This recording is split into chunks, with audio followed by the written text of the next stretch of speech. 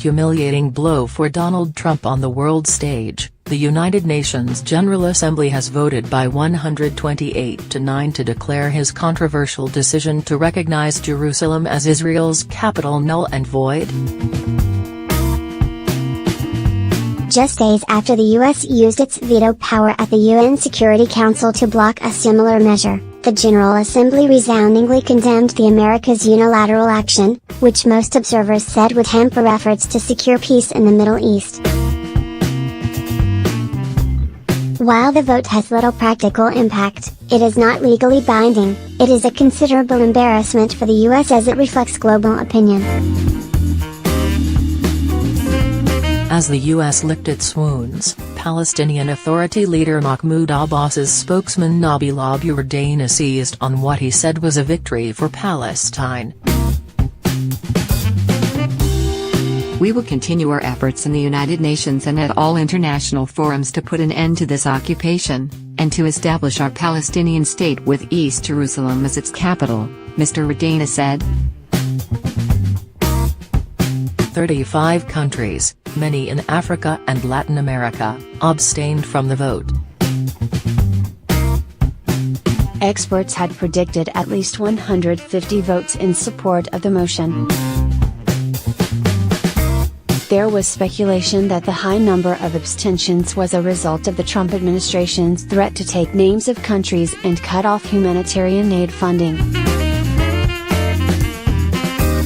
Rwanda, Uganda, South Sudan, Malawi, and several Caribbean and Pacific Island nations all abstained. Canada, Poland, Australia, and Mexico also joined them in sitting out the vote, and perhaps a nod to other political pressures from the U.S.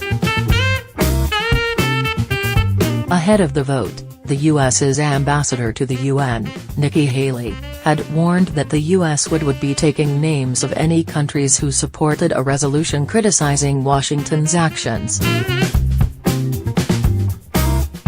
The Associated Press said Mr. Haley had written to most of the 193 UN member states warning of possible retaliation. She said the president was taking the matter personally. Speaking to members of his cabinet on Wednesday, Mr. Trump said he liked what Ms. Haley had spelled out.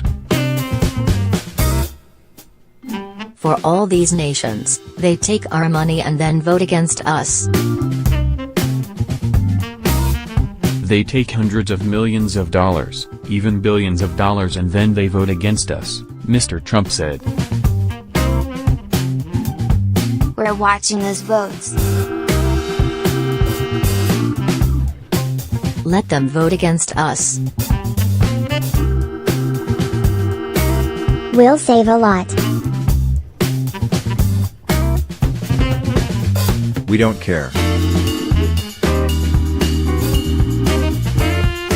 In 2016, the U.S. contributed approximately $13 billion, £9.7 billion in economic and military assistance to countries in sub-Saharan Africa, and $1.6 billion to states in East Asia and Oceania, according to the U.S. Agency for International Development. Israel's Prime Minister Benjamin Netanyahu said he completely rejected the preposterous UN resolution.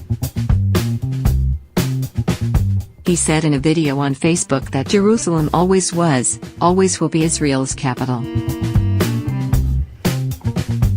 He also said he appreciated that a growing number of countries had refused to participate in the theater of the absurd.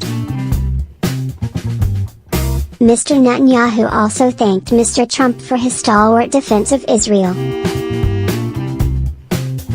Also joining the U.S. and Israel were Togo, Guatemala, Nauru, Palau, Micronesia, Marshall Islands, and Honduras. Despite the disapproval of so many countries, Richard Gowan, a UN expert at the European Council on Foreign Relations, told The Independent the vote is still a win for Trump in a perverse way. It fits with his tough guy, anti-globalist image. If he had backed down in the face of UN pressure, he would have looked hollow to his domestic supporters, Mr. Gowan said. However, it is not a win for Ms. Haley in his estimation. She looks diplomatically isolated and a little inept, and has undone the work she has put in to build relationships with diplomats, Mr. Gowan noted.